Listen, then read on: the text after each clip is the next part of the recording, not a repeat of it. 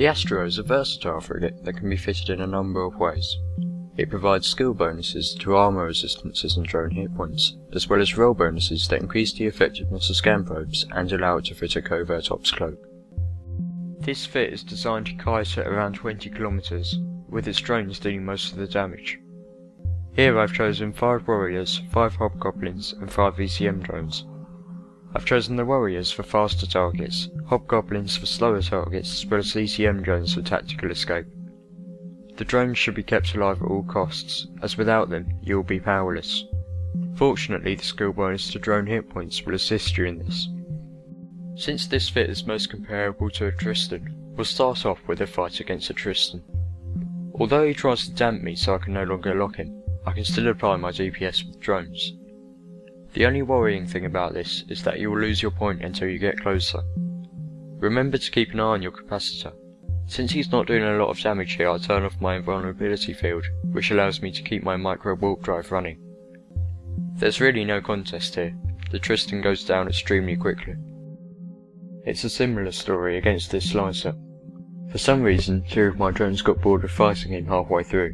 This would have gone a lot quicker if they weren't so lazy. This is also a good example of what happens when you fail to manage your capacitor. He could have warped out during this time once he realised he was going to lose the fight. This is a brawling version of the Astero, designed to take on enemies head on.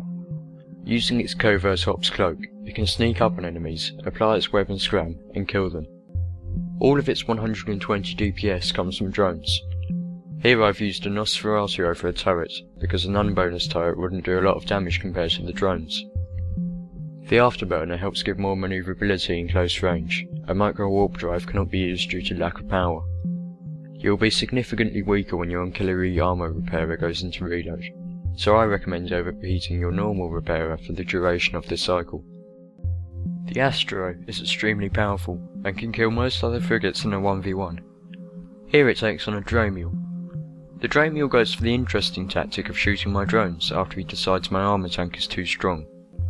Considering the Astero has a 75 meter cube drone bay and a skill bonus to the hit points of drones, this would probably only work if the pilot doesn't notice you're hitting his drones. As you're completely powerless if you lose your drones in the Astero, I'd advise keeping a very close eye on them, as I failed to do for the first part of this fight. By constantly forcing me to recall my drones, he does succeed in making this a very long fight for a frigate 1v1, but never comes close to killing me. One downside of this fit is that it requires a lot of micromanagement. You need to keep an eye on your repairers, capacitor level, and drones. Slipping up on one of these could result in you exploding. Although I've chosen to put a full flight of warriors, hobgoblins, and ECM drones at my drone bay, it is normally better to use hobgoblins because once your target is webbed, tracking isn't an issue, and they do the most damage.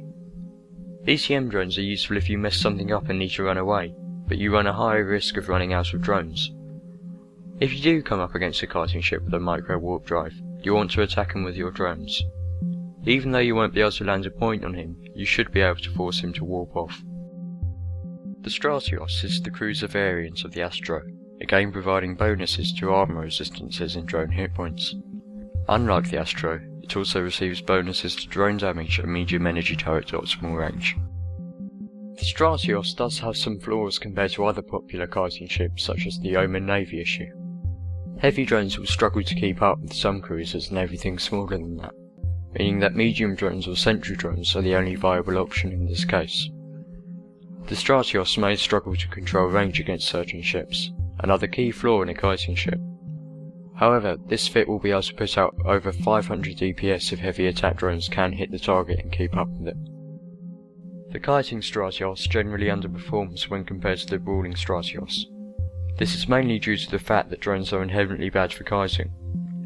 In this situation, heavy attack drones and most medium drones cannot be used because they are too slow to keep up with the Omen Navy issue. Although I nearly killed him with bouncers, he then moved out of their range, and I had to switch to using Valkyries, which dealt less damage. This eventually allowed him to win the fight. Capacitor also becomes an issue in fights lasting longer than 2 minutes.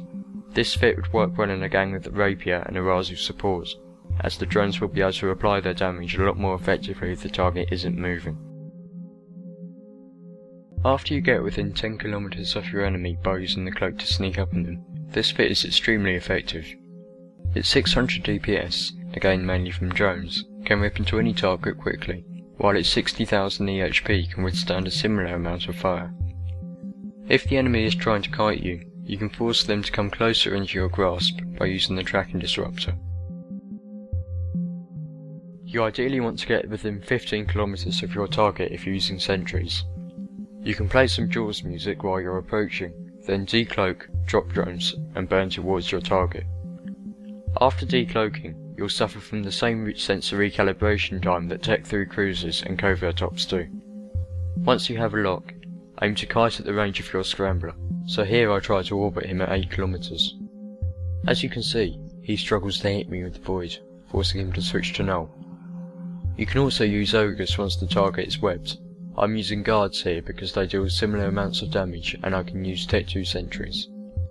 If you're against ships using long-range weapon systems, such as railguns or artillery, you can use a tracking speed disruption script and orbit them at 500. The Stratios' large drone bay allows for a lot of flexibility. Here I've gone for 4 guards, 4 ogres, and a variety of smaller drones. Although you can mix the smaller drones to suit your preferences, I'd recommend a minimum of 4 sentries and 4 heavy attack drones. The same strategy can be applied to all blaster ships. Here I take on a shield Brutix, which manages to apply a lot of damage before I activate the tracking disruptor and kite at the correct range. After this, it's just a simple matter of waiting for him to explode. But Tugrug, I hear you ask, can this multi-purpose ship that can fight, scan and cloak take the place of my other multi-purpose ship that can fight, scan and cloak in my wormhole? Well, in this fight, the Stratios takes on a Loki, which when fitted appropriately has a similar role to the Stratios. If the Loki is auto-cannon fit, the same tactics that were used against the Brutix and Moa can be used. This Loki that would normally do over 500 DPS only gets halfway through my armour. In this video, I've only given a quick taster of the ways in which the new Sisters of Eve ships can be fit. Although I've only mentioned solo and small gang PvP fits here, they have great aptitude as explorers thanks to their covert ops cloaks, scan probe bonus and analyzers bonus. Good luck to you and your Sisters of Eve ships however you intend to use them.